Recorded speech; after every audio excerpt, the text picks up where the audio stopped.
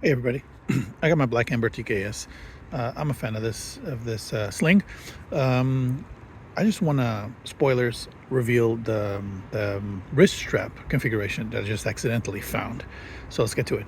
So I usually on short trips, just to go in and out of somewhere or moving the sling along, I use this loop here. I call it the finger loop, finger ring, whatever.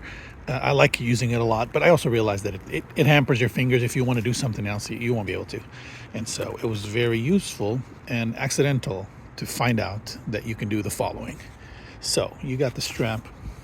We all seen it in the reviews. It's got the adjuster here and the tensioner, the plastic ring right there. So when you pull on it, of course, this is usually across your chest.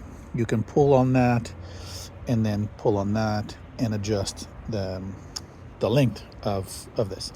So what you can do then is you can grab the plastic ring, loop it through the top over there, and then when you pull it, you let the fid lock come to it, and there you go.